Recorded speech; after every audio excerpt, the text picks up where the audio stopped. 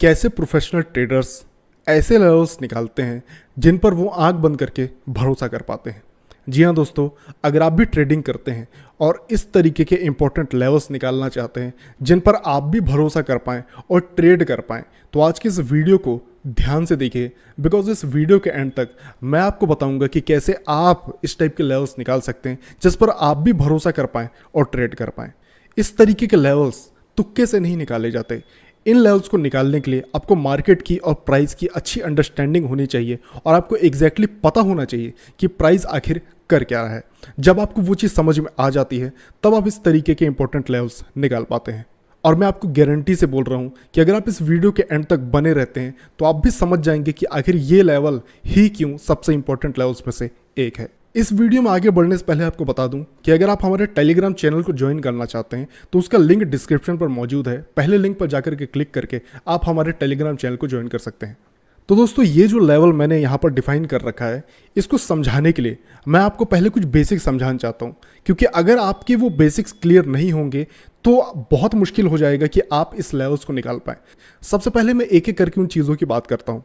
सबसे पहला पॉइंट हमारा, जिसको हम कहते हैं बॉस, जिसे हम कहते हैं ब्रेक ऑफ स्ट्रक्चर, एक एक करके इनकी हम बात करेंगे और मैं आपको समझाऊंगा ये सारी चीज़ें होती क्या है, जिसके बाद ही आप इस टाइप के लेवल्स निकाल पाएंगे। तो ये बहुत इंपॉर्टेंट है, इनको स्किप मत कीजिएगा, वरना आप ये इस टाइप के लेवल्स निकाल नहीं पाएंगे। और दूसरा जो हमारा पॉइंट होता है उसे कहा जाता है आइडिया, मतलब इंड्यूसमेंट। जैसे ही आप ये दो चीज़ें समझ जाते हैं तो आपको समझ आ जाता है कि आखिर ये जो लेवल है ये आखिर क्यों इंपॉर्टेंट है। तो चलिए आपको मैं समझाता हूँ कि आखिर बॉस क्या होता है। जब कभी भी मार्केट अपने प्रीवियस स्ट्रक्चर को ब्रेक करता है तब हम उसे ब्रेक ऑफ स्ट्रक्चर कहते हैं। ये चीज़ जब तक होते जाती है इसे हम ब्रेक ऑफ स्ट्रक्चर कहते जाते हैं। सुनने समझने में ये चीज़ बहुत ही ज़्यादा सिंपल है, लेकिन जैसे जैसे मैं इसमें आइडियम या कहीं इंड्यूसमेंट को लेकर के आऊँगा ये आपके लिए काफ़ी ज़्यादा कंफ्यूजिंग हो जाएगा, इसलिए आप इसको थोड़ा ठीक से समझिए। फॉर एग्जांपल, अगर मान के चलिए मार्केट इस तरीके से बुलिश गया है और एक रिट्रेसमेंट लेकर के अपने इस हाई को, जहाँ पर से उसने रिट्रेसमेंट लिया है, अगर मार्केट जाकर के इस हाई को ब्रेक कर देता है और इस लेवल के ऊपर जाकर के क्लोज कर देता है, तो इस क्लोजिंग को हम कहेंगे ब्रेक ऑफ स्ट्रक्चर, क्योंकि एक स्ट्रक्चर ब्रेक हो गया है किसी एक लो के कारण। समझ में आया? इसी तरीके से जब ये चीज़ फिर से कंटिन्यू होती है, जहाँ पर एक लो से मार्केट फिर से इस हाई को ब्रेक करता है, तो इसे हम कहते हैं ब्रेक ऑफ स्ट्रक्चर। ये चीज़ इसी तरीके से कंटिन्यू होती जाती है, तो इसे हम कहते हैं ब्रेक ऑफ स्ट्रक्चर।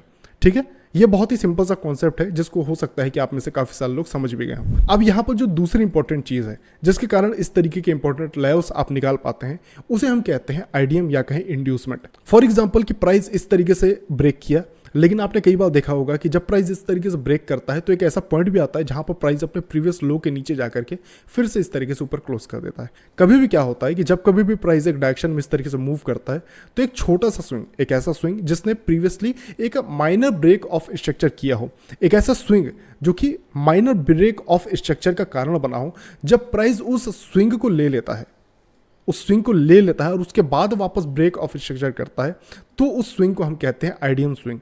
क्या बोला मैंने? एक ऐसा स्विंग जो कि अपने प्रीवियस स्विंग को ले और उसके बाद ब्रेक ऑफ स्ट्रक्चर दे। उस स्विंग को या कहें उस स्विंग को जब लिया जाता है, उस स्विंग का ही नाम जो है आइडियम पॉइंट बनता है। ये आइडियम, अगर आप इसको हिंदी में अगर आप इसको समझे तो इसे प्रलोभन कहा जाता है। इट मीन्स एक ऐसा लेवल जहां पर बहुत सारे लोगों के स्टॉप लॉस लगे हुए हैं और उनको मार्केट से निकालना बहुत ईजी है। ठीक है, तो इस टाइप के लेवल जो होते हैं उसे हम आइडियम पॉइंट कहते हैं। अब चलिए, हो सकता है कि इस चीज़ को मैं आपको ठीक से डायग्राम में नहीं समझा पा रहा, इसलिए हम इसको लाइव मार्केट में समझने की कोशिश करते हैं। तो अगर आप यहाँ पर देखें तो आपको एक चीज़ दिखाई पड़ेगी कि इस स्विंग के ऊपर जो क्लोजिंग मिली है वो यहाँ पर मिली है। इस स्विंग के ऊपर क्लोजिंग दिलवाने वाला लो कौन सा था? वो ये था। इस स्विंग के ऊपर जब क्लोजिंग मिली तो क्या हम ये बोल सकते हैं कि ये जो स्विंग के ऊपर क्लोजिंग मिली तो इट मीन्स यहाँ पर ये जो स्ट्रक्चर ब्रेक हुआ है इसको क्या हम ब्रेक ऑफ स्ट्रक्चर बोल सकते हैं? जी, हम इसको ब्रेक ऑफ स्ट्रक्चर बोल सकते हैं। उसी तरीके से जब प्राइस ऊपर जाकर के यहाँ पर क्लोजिंग दिया तो क्या हम इसको ब्रेक ऑफ स्ट्रक्चर बोल सकते हैं? जी हाँ, इसको भी हम ब्रेक ऑफ स्ट्रक्चर बोल सकते हैं। उसके बाद जब प्राइस इस तरीके से ऊपर जाकर के यहाँ क्लोजिंग नहीं दे पाए लेकिन फाइनली जाकर के यहाँ पर क्लोजिंग दिया, तो क्या हम इस लेवल को एक ब्रेक ऑफ स्ट्रक्चर बोल सकते हैं? जी हाँ, बोल सकते हैं, क्योंकि इस लो ने इस हाई के ऊपर जो है क्लोजिंग दिलवा दी। किस लो ने? किस हाई के ऊपर? इस लो ने इस हाई के ऊपर जब क्लोजिंग दिलवा दी तो हम यहाँ पर इसको ब्रेक ऑफ स्ट्रक्चर बोल देते हैं। मतलब इस लो ने इस हाई के ऊपर ब्रेक करवाए या कहें स्ट्रक्चर के ऊपर क्लोजिंग दिलवाई, इसलिए हम इसे as a break of structure count करेंगे। लेकिन अभी देखते जाइए, आइडियम को भी हम यहाँ पर बीच में लेकर के आएंगे। अभी क्या हो रहा है, मार्केट इस तरीके जाता है ऊपर, फिर क्लोजिंग देता है, यहाँ पर से फिर क्लोजिंग देता है, और उसके बाद मार्केट यहाँ पर से एक छोटा सा फिर क्लोजिंग देता है, फिर ऊपर जा करके फिर से क्लोजिंग देता है और यहाँ पर से लिक्विडिटी ग्रैब करके मार्केट जो है फिर नीचे की ओर निकल जाता है। ये लिक्विडिटी ग्रैब थी, ये मार्केट का आइडिया मतलब कि इंड्यूसमेंट पॉइंट था।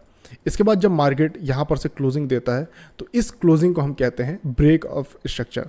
अब समझने वाली बात यह है कि अभी तो सिर्फ ब्रेक ऑफ स्ट्रक्चर की बात चल रही है, मतलब प्रीवियस स्विंग के ऊपर क्लोजिंग की बात चल रही है। आपने यहाँ पर देखा कि यहाँ पर ब्रेक ऑफ स्ट्रक्चर हुआ, यहाँ बॉस हुआ, यहाँ सारे बॉस होते हुए ऊपर जा रहा था प्राइस। उसके बाद ये अचानक से कुछ हुआ, मतलब कि एक स्विंग आया था, उसका स्विंग का लिक्विडिटी ले ली गई। लिक्विडिटी क्या होता है? एक ऐसा स्विंग जहाँ पर लोगों के स्टॉप लॉस लगे हुए हैं, मतलब यहाँ पर कुछ लोगों ने बाय किया और प्राइस को ऊपर लेकर के गए। इन सभी के स्टॉप लॉस मार्केट ने लिए और उसके बाद मार्केट फिर जो है जाकर के ऊपर के साइड क्लोज कर गया। तो इट मीन्स ये स्ट्रक्चर कुछ ऐसा सा बन गया जहाँ पर ये जो है इस तरीके से क्लोजिंग आपको मिल गई। मैं उम्मीद करके चल रहा हूँ कि मैं जो आपको बता रहा हूँ वो चीज़ आपको समझ में आ रही होगी, लेकिन अगर नहीं भी आ रही तो वीडियो के साथ बन रही है, 2-3 बार देखिएगा तो आपको ये चीज़ें समझ में आने लगेगी। ये जो पॉइंट था इसे हम कहते हैं इंड्यूसमेंट या कहें आइडियम पॉइंट। ये था हमारा आइडियम पॉइंट, एक ऐसा पॉइंट जिसकी लिक्विडिटी मार्केट लेता है और उसके बाद फिर से अपसाइड या कहें डाउन साइड में क्लोज करता है। क्योंकि यहाँ पर जो स्ट्रक्चर है वो अभी बुलिश है, मतलब कि मार्केट अभी बुलिश साइड में, इसलिए जब इस तरीके से मार्केट ऊपर जाकर के क्लोजिंग दिया और यहाँ पर ये इस आइडियम पॉइंट को ले लिया और उसके बाद क्लोजिंग दिया, तो यहाँ पर ये जो क्लोजिंग है ये कहलाती है हमारी ब्रेक ऑफ स्ट्रक्चर। ये भी ब्रेक ऑफ स्ट्रक्चर कहलाएगी और ये भी ब्रेक ऑफ स्ट्रक्चर ही कहलाएगी। लेकिन जो स्ट्रक्चर, अब यहाँ पर से समझिए कि लेवल कैसे इंपॉर्टेंट निकलेगा। जो स्ट्रक्चर आइडिया मतलब इंड्यूसमेंट लेकर के ब्रेक ऑफ स्ट्रक्चर करता है, उस स्विंग या कहें उस लो को हम मेजर इंपॉर्टेंट लो मानते हैं। ये क्या लो है? एक ऐसा लो है जो कि बहुत इंपॉर्टेंट है।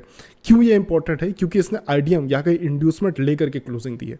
ठीक है, अभी तक जो मैंने आपको समझाया वो सिंपल ब्रेक ऑफ स्ट्रक्चर था, मतलब मार्केट एक बुलिश साइड में क्लोजिंग देता हुआ ऊपर ऊपर ऊपर प्राइस जो है बढ़ता हुआ जा रहा था इस तरीके से, जहां पर ऊपर क्लोज करता था, रिट्रेस करके फिर क्लोज, ऊपर क्लोज, फिर इस तरीके से मार्केट कंटिन्यू कर रहा था।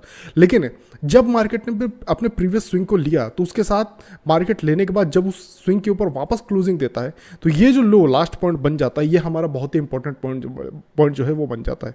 अभी अगर आप यहाँ पर देखेंगे तो ये जो लेवल है ये भी उसी चीज़ को फॉलो करता हुआ जा रहा है। अगर आप यहां पर देखें तो ये आपका ब्रेक ऑफ स्ट्रक्चर था और उसी तरीके से ये भी आपका ब्रेक ऑफ स्ट्रक्चर था। एक बात समझिए जो कि शायद अगर मैंने बतानी भूल गई हो, कि ब्रेक ऑफ स्ट्रक्चर के लिए स्विंग के ऊपर क्लोजिंग होना बहुत जरूरी है। आप जहां पर भी देखें क्लोजिंग आपको मिल रही है, क्लोजिंग होना बहुत जरूरी है। क्लोजिंग के बाद कोई सा भी स्विंग पॉइंट, प्रीवियस कोई सा भी स्विंग पॉइंट, जैसे कि यहाँ पर था, कोई सा भी स्विंग पॉइंट अगर मार्केट ले लेता है और उसके बाद जाकर के सेम लेवल के ऊपर क्लोज कर देता है, तो ये जो स्विंग पॉइंट जो लिया गया है और उसके बाद जो स्विंग पॉइंट बन करके क्लोजिंग यहाँ पर इस तरीके से मिली है, उस स्विंग पॉइंट की जो रिस्पेक्ट है या कहीं उस लेवल की जो स्ट्रेंथ है वो काफ़ी ज़्यादा बढ़ जाती है। क्या बोला मैंने? कोई सा भी swing point break of structure होने के बाद जब मार्केट ले लेता है और जब मार्केट रिट्रेस करके एक नया स्विंग पॉइंट बना करके ऊपर क्लोजिंग देता है, ब्रेक ऑफ स्ट्रक्चर देता है, तब हम उसे जो है एक इंपॉर्टेंट स्विंग पॉइंट की तरह जो है काउंट करते हैं। ये स्विंग पॉइंट सिर्फ और सिर्फ हमारा एक आइडियम पॉइंट था, मतलब इंड्यूसमेंट था। आपको मैंने बताया कि इंड्यूसमेंट कोई भी ऐसा स्विंग पॉइंट होता है जो कि कंटिन्यूएशन में मार्केट बनाता है और जब मार्केट उसको ले लेता है तो हम क्या कंफर्म करते हैं? हमारा हाई कंफर्म करते हैं। तो यहाँ पर हमारा हाई कंफर्म होता है स्विंग पॉइंट से, जो कि आइडियम पॉइंट से हमारा हो जाता है। और उसके बाद जब मार्केट जाकर के अपने प्रीवियस स्विंग के ऊपर क्लोज करता है तो ये जो स्विंग पॉइंट लास्ट जिसने इस स्विंग के प्रीवियस स्विंग के ऊपर क्लोजिंग करवाई या कहें जिसमें इतनी स्ट्रेंथ थी कि वो जो है किसी स्विंग के ऊपर क्लोजिंग करवाया, उस स्विंग की जो इंपॉर्टेंस है वो काफ़ी ज़्यादा बढ़ जाती है। और ये सिर्फ और सिर्फ इसलिए नहीं होती क्योंकि इसने किसी स्विंग के ऊपर क्लोजिंग करवाई, इसकी इंपॉर्टेंस इसलिए है बिकॉज इसने किसी स्विंग की लिक्विडिटी लेकर के ये चीज़ किया है। अब आप समझे, किसी स्विंग की लिक्विडिटी लेकर के जब प्राइस किसी स्विंग के ऊपर या नीचे क्लोज करता है तब उस लेवल की स्ट्रेंथ काफ़ी ज़्यादा बढ़ जाती है। अगर आप प्रीवियसली देखें तो ये चीज़ लास्ट बार जो है यहां पर हुई थी, जहां पर प्राइस ने प्रीवियस स्विंग की लिक्विडिटी ली और उसके बाद जाकर के मार्केट ने प्रीवियसली जो उसका प्रीवियस हाई था उसके ऊपर क्लोज किया। तो उस कारण से ये जो स्विंग लो था ये बहुत ही ज़्यादा इंपॉर्टेंट या कहे स्ट्रॉन्ग लो हमारा बन गया। उसी तरीके से जब प्राइस इस तरीके से ऊपर क्लोजिंग कर रहा था तो आप देखिए क्या प्रीवियसली इसने किसी भी स्विंग की लिक्विडिटी ली है? यहाँ पर किसी भी स्विंग की लिक्विडिटी नहीं ली। जब इसने क्लोजिंग दी उसके बाद आप देखिए क्या लिक्विडिटी ली? नहीं ली। फिर ऊपर क्लोजिंग दी, उसके बाद इस स्विंग की जो माइनर सा कोई सा भी स्विंग चलेगा, बस ये नियम यह है कि ये जो स्विंग होना चाहिए ये ब्रेक ऑफ स्ट्रक्चर से पहले का स्विंग होना चाहिए। कोई सा भी स्विंग जो कि इस तरीके से, आपको स्विंग का पता होगा, इस तरीके से कोई भी यू पॉइंट रहता है उसको हम स्विंग बोलते हैं।